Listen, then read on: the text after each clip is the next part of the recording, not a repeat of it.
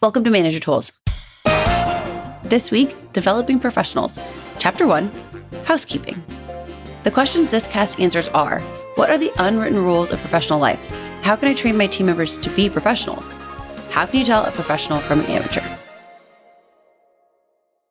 In a recent LinkedIn Learning report, an article outlined that 93% of organizations are concerned about employee retention. And an important point of note in that was the second highest priority for CEOs, not surprisingly, were 2 training topics around leadership and management.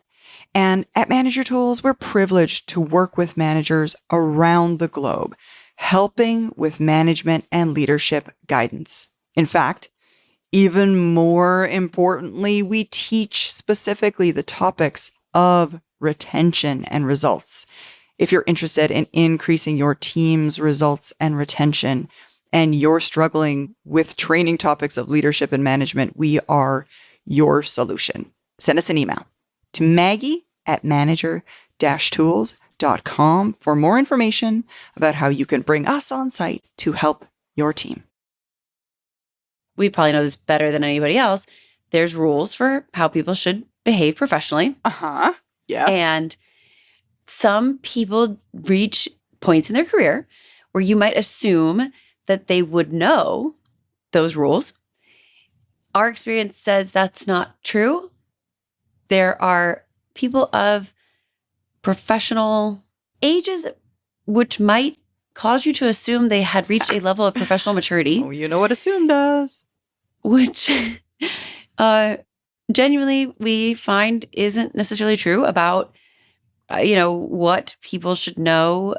And the classic one I've been talking about a lot recently with people is the 40-year-old professional person who doesn't know how to run a good meeting. Yeah, really common. Really common. Interestingly enough, we might be obsoleting ourselves with casts like this one. Right. To some extent, because it is our bread and butter to be teaching these things. And if everybody who was 45 knew how to run a meeting, we would have no reason to be here. We wouldn't have talking to you. Yeah, we wouldn't. You wouldn't get to hear our dulcet tones. We are here, though, this week to talk to you about developing professionals. And we see a series of casts coming out about this. So a number of chapters coming out. And through a combination of societal, economic, geopolitical, educational, organizational changes, the average inexperienced team member doesn't know many of the rules of the modern workplace. You're absolutely right. I mean, we talk about this a lot, Kate. I mean, unfortunately, we as professionals are all too often not taught the things we ought to be taught. Almost no organization tells its managers that it's part of their job to teach new employees how to be effective professionals. But it is our job. We live in the land of reality here, not fantasy land. It's our job, even when we don't know it's our job. And there are rules. We're going to go over the rules. And we're going to go over how to help you help them learn these valuable skills, which will benefit you, your organization, and them in the longer run. Mm-hmm. It's exactly it. Today, we're going to cover a manager's job includes professional skills development. Professionals keep their own house clean, and professionals develop themselves. So we'll start with, in case you weren't aware, it's your job as a manager to help your team members develop professionally. And when we think about the decline in workplace professionalism, a lot of P's, we are reminded of a really popular social media meme. My favorite social media meme, in fact. Is it? This is the one. It is. I love this one. I honestly find it delightful. My favorite thing about it is that it was a cartoon, which then became a meme, which then became a Kickstarter, which then became a stuffed animal. It's great. Guys, you know the one that Kate's talking about, right? Everyone can envision that. I think he's yellowish, that yellowish colored dog wearing a hat. There's a cup of coffee in front of him. He's sitting at a table and the entire room is on fire. Yeah, he's going to die soon. Yeah, this is the one. And the best part about the whole meme, which is adorable, is the caption that says, "This is fine." Basically. Yeah. And unfortunately, I think the reason it resonates with me, I think it actually resonates with a lot of people a little bit too much, is we oftentimes, and in this case, we as managers, have a front row seat to the growing gap between what we know is professionalism and what we see happening around us in our organizations every day. Right? It's that gap between, I know what professional behavior looks like and the things that are happening around me are not this. So that's kind of what we're talking about. Yeah, workplaces have become less effective and less efficient in the past 20 years, despite, and maybe because of, the profusion of technical tools that have come into proliferation. It's that the idea, in my mind, it's akin to the idea of, oh yeah, if we just create another way to communicate, Zoom, Slack, whatever, we'll get better at it. When in fact, the problem is not the mechanism, but the user. The workplaces that we exist in have also become more coarse, tense, less collegial, despite, and maybe because of, relaxed workplace rules of, comportment and behavior expectations around how we will behave, and the technical tools, which all these things are being put in place to make it to make us better, to make us nicer and kinder and faster. And it's really not helping us, because to your point, Kate, it's the person behind the typed words. That's where the root of it is. And folks, part of the reason that this is occurring is that our new organization members, new hires at all levels of the organization, but more often than not, younger employees, they don't have the knowledge organizations expect and frankly need them to have, because the society from which we draw them no longer teaches them as much as they used to, right? We can complain, frankly, all day we want about what our new people no longer seem to know while shaking our angry fist in the air. Not in my day, folks, not in my day. And I do it all the time. I do it all the time to make fun of myself. And let's be clear, guys. Part of that's academic creep. Part of it is. Yeah. You're overrating that. I mean, you're giving you 25 years ago far too much credit for how professional they were. But that's beside the point. But we know this is going to occur. We know it's occurring now. People aren't being trained these basic professional skills at the same rate they were before. And society is only going to get worse at what used to be the preparatory role society played in these young professionals' lives. So we need to step up and fill in that gap as managers, as leaders. Yeah, workplaces are organic places, and we're organic creatures. Companies are called organizations, not mechanisms, because they're made of and filled by and run by organisms. Yeah. Us. The predominant systems in the company that you work in and in companies around the globe are not algorithms or mechanisms. They're organisms, humans. Yeah. And it is up to the managerial organisms who run these organizations to educate new members on the system and processes and behaviors that are necessary and effective and necessary for effective and efficient propagation of the joint organization. That's exactly it. So what does all that mean for managers today? It means that we need as managers to make part of our development of our directs their development of basic professional skills. We need to take it upon ourselves as leaders to be the ones imparting this knowledge. And this is going to be far more effective in the long run if we assume that most of our newer directs don't know what these basic professional behaviors are. We need to assume, if they don't have these skills, which we're assuming they do not, that we then must teach them. And it doesn't do us.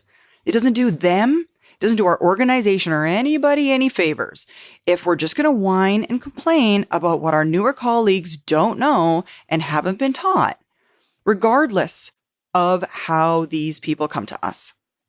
What they know and what they don't know is within our ability to place a beneficial and active role upon. That is, we need to teach them the standards for how to behave during their time with us within our organization. That is our job as managers. So that's what we're going to do.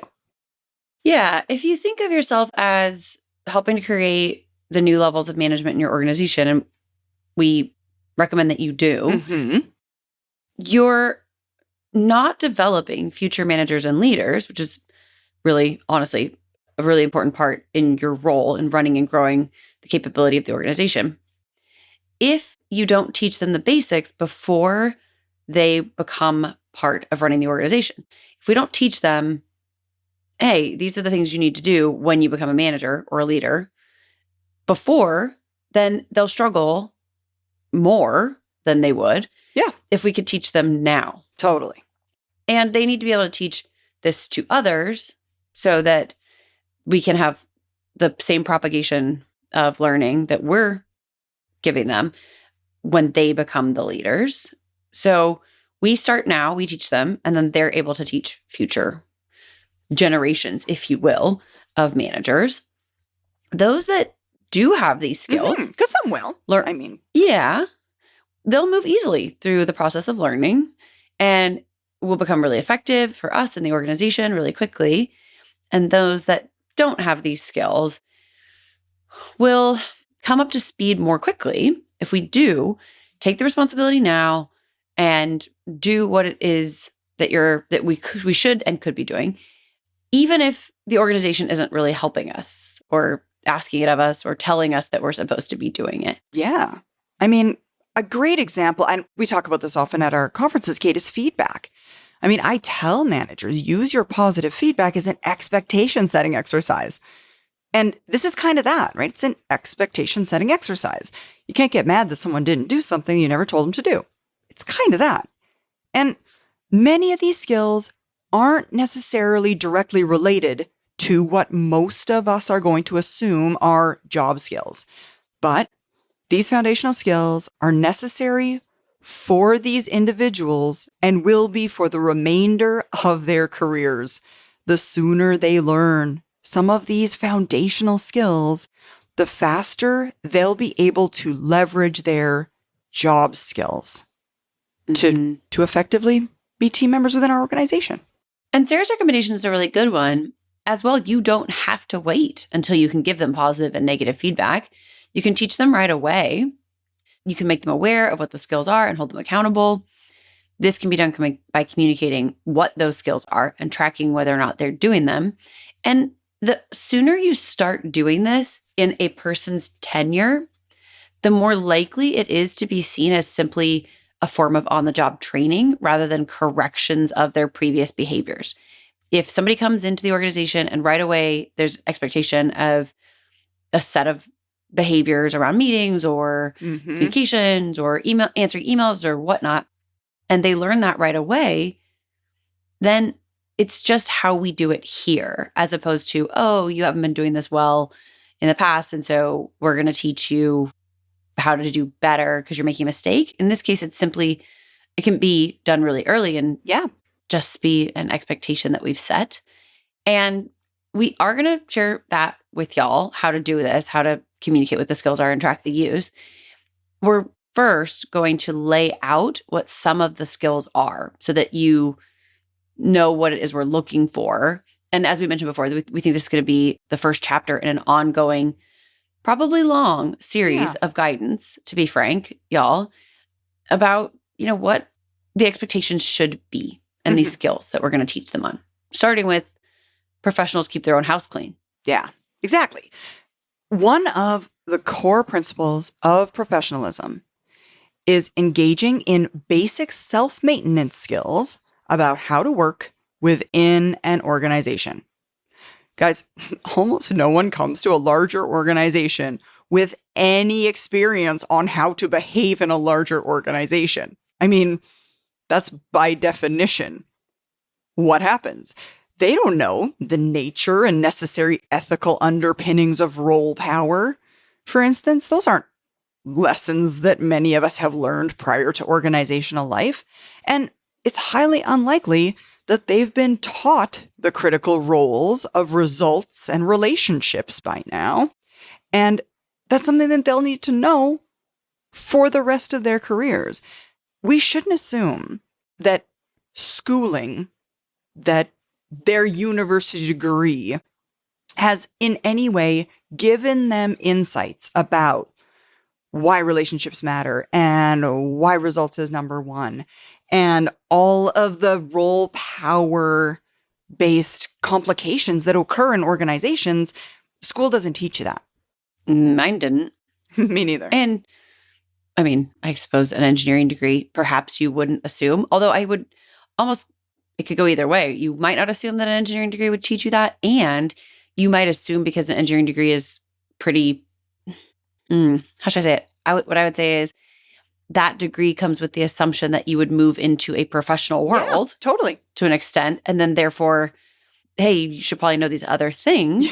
Yeah, these will help you. Because the assumption is that you'll end up in a professional situation. They don't often, assume that you're just going to go work somewhere without other people. Engineers usually need other humans involved. So that's an organization. Even plenty of part-time work in smaller organizations won't necessarily have given them these basics. If they worked in a little office or something. Restaurant, many of us started our first jobs were in service. Absolutely. And thinking about waiting tables, they do not teach you that role power is supposed to be full of kindness. I bartended for years. Role power in bartending is just who can yell the loudest, which is not what we're doing here. And okay, so my experience didn't necessarily teach me this at work or at school. Some schools do. Some schools do teach this, and that's awesome. However, lack of socialization, increase in the use of social media and digital relationship building have really left people unready to engage in the kind of ongoing collaboration and interpersonal communication skills that are core to a professional's ability to perform in an organizational context. Interestingly, I was having a conversation recently with somebody about how if a person is on social media, it is assumed that you know some stuff that's going on in their life. And it negates the need for a lot of conversation when you see someone you haven't seen in a while, which is terrible. Yeah. They just assume, oh, obviously you saw my trip to such and such with so and so. And then you don't get to ask them anything. Yeah. How was your trip? And by the way, their trip didn't include them talking to strangers, which I'm not suggesting you do. It didn't include them making new friends because they can talk to their friends at home instead of making new friends while they're traveling. So there is degradation around social behaviors because of these things. Completely. So, okay, social media aside. Well, folks, we want to talk about something else. Yeah, exactly. We don't often tell you all how much, but many of our podcasts have a genesis, a reason. There's something in mind when we write them. The genesis for this one specifically comes from a collaborative project that we recently experienced. So, we were working with an important vendor on an important project that had multiple serial deadlines. We could not believe that our primary contact with this vendor, for whom we've done business for years, allowed their voicemail to be full and was therefore unable to accept messages. Our collaboration with him and this firm on a matter worth hundreds of thousands of dollars to both parties, them and us, was essentially delayed by one person's inability to accomplish some basic professional housekeeping, which, is kind of a big deal. It kind of brings to light an issue that we haven't talked about yet. Which is that there are rules. Yeah. And we know, maybe other people get reminded because we enforce those rules, it doesn't matter that nobody told anybody the rules. They're still there. Yeah, exactly. Organizations, groups of people count on these rules regulating work among the individuals. Whether anyone knows the rules or not, you're still obligated to follow them. Mm-hmm. Okay, sure, that seems unfair. We could get chapped about it. And it's really only recently that fairness has become a consideration in much of professional life. Right. A lot of professional life is not fair. And it's a dumb thing for us to bring into the argument. There are rules. You're expected to follow them. If you don't know them, we're going to tell them to you. Right. And we've got some professional housekeeping rules that you should know. And what we're going to say is, here's some professional housekeeping rules that you can start teaching your directs. And if you learn them now, okay. Okay, exactly. We're going to give you the benefit of the doubt that you know them. Right. And you can tell And if other you people. don't, yeah, we're sharing it with you. So you have them written down somewhere to share with your directs. Exactly. All right. So the first, you have to keep your voicemail available. The tool was provided to deal with busy schedules. You must check your messages regularly. You must clean out your messages regularly so that other people can continue to use the tool which you and they have been provided for use. Voicemails actually imply a greater urgency than email. If it could wait, they would have typed you an email. People only call if it's urgent. And therefore, what that means is if you've got a voicemail, you must respond promptly. Yeah. And your voicemail, maybe this isn't a rule. Maybe it's just a personal preference.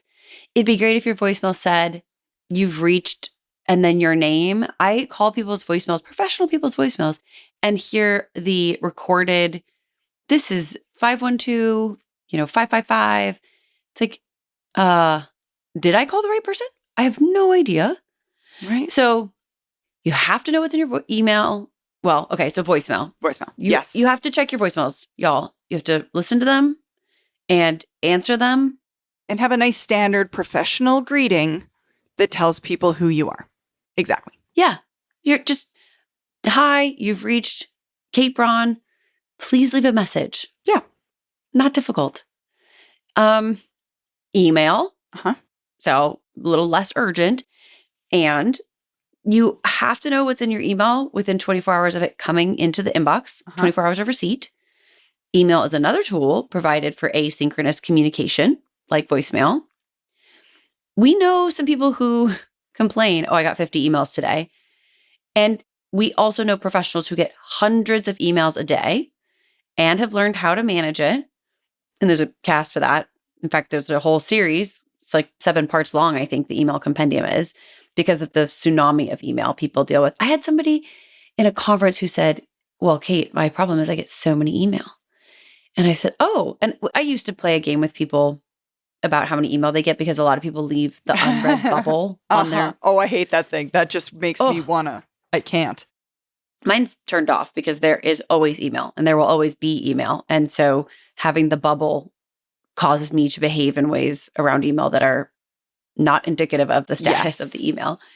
And I used to like to run a little contest of how many unread emails people had, contest of shame, obviously. And so I asked him, how many emails a day do you get? And he says, 40. Somewhere It's not even a competition now.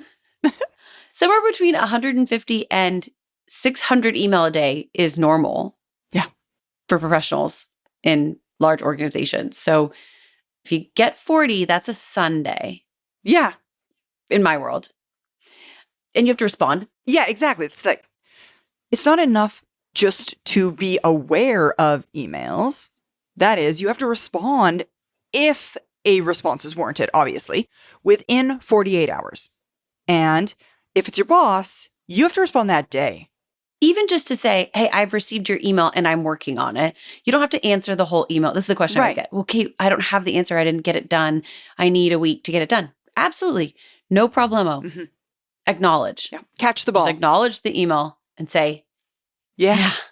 That's I'm it. working on it. I'm working on it. Got it. We'll have you something by X and give a status, or you'll have your next update by Y, right? Like just something so that they know you saw it.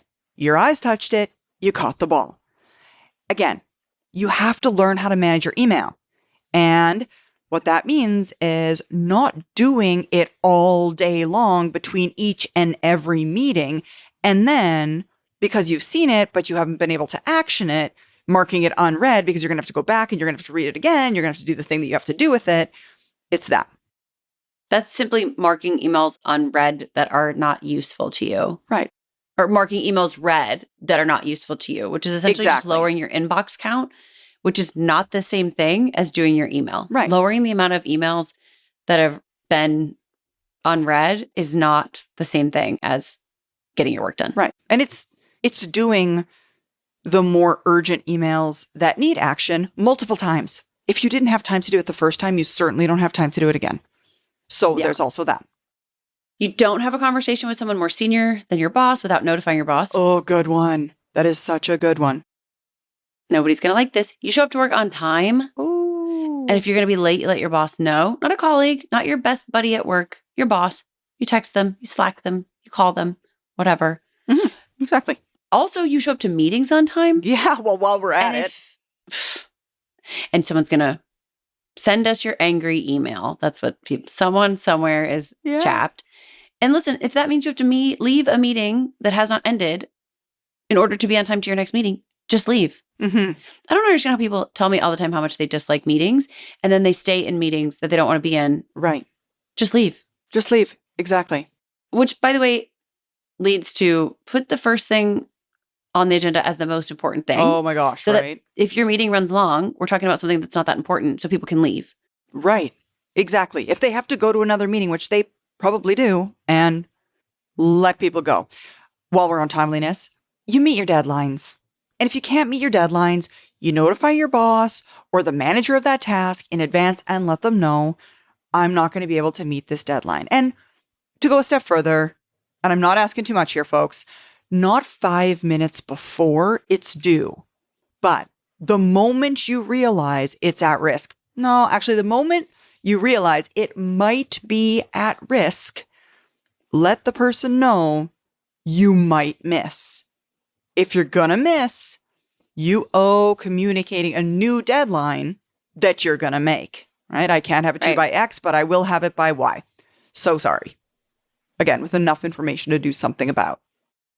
These behaviors, professional behaviors, meeting deadlines, being personally on time, are the same professional behavior of respect for time, essentially. Mm-hmm. We're asking you to be professional around your time management. You're also obligated as a professional to be polite and kind to other people. Say please and thank you and I'm sorry and use other people's names. Uh-huh. Exactly. Know their names. Know their names, right? Mm-hmm. I mean, don't speak ill of your employer. That's also a professional standard. You must keep your desk professionally clean. And folks, it can get messy in the middle of the day, but only with work product, not like food and personal cluttery things. And the reason for it is this is a form of respect for your colleagues. Clean your desk before you go home every night. There can be work product on it again, but it must be arranged neatly overnight. Get a little stack of shelves. Get a little stack of shelves. I mean, remember the basics. In common areas, clean up after yourself. Yes. Honestly, just clean up after yourself. And in common areas, do so. Other people work there. You're not the only person using the break room. And dress, attire must be neat and professional at work. Also, this is respectful of your colleagues. This is to include days where you work from home. Exactly. Polo shirt, little collar on your jacket. Exactly. That you wear, Right. Of course, this is only the tip of the iceberg. Yeah, that's the thing. I mean, we've simply started creating a list. As Kate mentioned earlier, intend to publish many casts in the coming months and years that contain bits of this guidance. All of them will be 1 part long. That is the goal here. so that you can listen to them each in bite-sized increments instead of them being drug out over multiple weeks. And we'll try to release them in such a way that we group similar topics together so that you get a full picture of them without sticking other content in between the topics. Hey, y'all. On March 30th, in just a few days, we'll be starting a virtual effective communicator course. And that session is going to help teach you how to use DISC to communicate. It's going to give you an overview of DISC. Also, how to use your knowledge to understand another person's DISC profile and communicate more effectively with them. We'd love to host you on March 30th at our virtual effective communicator event that starts at 10 a.m. Eastern. You can sign up online at manager-tools.com/training. See you there. So the last piece then of today is that professionals develop themselves. Okay. You don't have to schedule classes with your new directs to teach them these behaviors. To Kate's point a moment earlier, we know you've already got these and we'd like you to pass them down. But you don't have to hold classes, nor do you have to wait until you've rolled positive and negative feedback out so that you can make rewards or corrections and talk to them about their adherence or lack thereof. There's no need to wait. The easiest way to help your directs learn these behaviors is to publish them. Yeah. Put them up on an internal site, provide a timeline. Think of the kind of timeline and checklist we provided in our onboarding cast. And yeah, that's a good one. If you have a license, you can download the spreadsheet. Mm-hmm. Ask your directs to check the schedule weekly and self-report on their adherence to these. Easy. Yeah, and periodically review their performance, perhaps with the more senior people on your team. In order to engage your more experienced directs in this effort, collaborate with them on the list. Allow them to add them to this process by allowing them to add rules that we or you have forgotten, provided you agree with those rules. Sometimes their pet peeves come up and some might be valid and some might not. The question is it's simple. Is the behavior being considered a widely recognized professional standard of behavior? Mm-hmm. Exactly. In addition to sharing this with your more experienced direct, encourage them to self-evaluate. Ask them, how are they doing on these things? It'll make it a lot easier for you to counsel your new team members if everyone on the team is setting a similar example. Totally. And if the people who have been there for a while are engaging in the same set of standards. That's exactly it. So, to wrap it all up, it's our role within organizations, because no one else is going to do it but us, to teach basic professional behaviors. They're a necessary and underappreciated part of what makes human organizations so successful. The best way to work well together is to be aware of how our behaviors impact the others around us. And the best way to do that is through following some simple, basic behaviors to ensure that we all work well together. Thanks, Sarah. Thank you, Kate. Now that you've heard this cast, it might be that you want to help your directs to learn these skills. And to support you in that, we've set up a forums post. We've called it Developing Professionals Chapter 1 Housekeeping Playlist. And there we've included a playlist of sorts, 6 casts that you might want to share with your directs for them to learn these basic skills.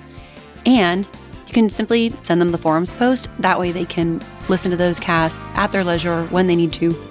Please, if you are looking for those casts, feel free to go to the forums and look for that post and those casts that you can give your directs. That's all, folks. We'll see you back next week with a new topic. Bye, y'all. Bye, guys.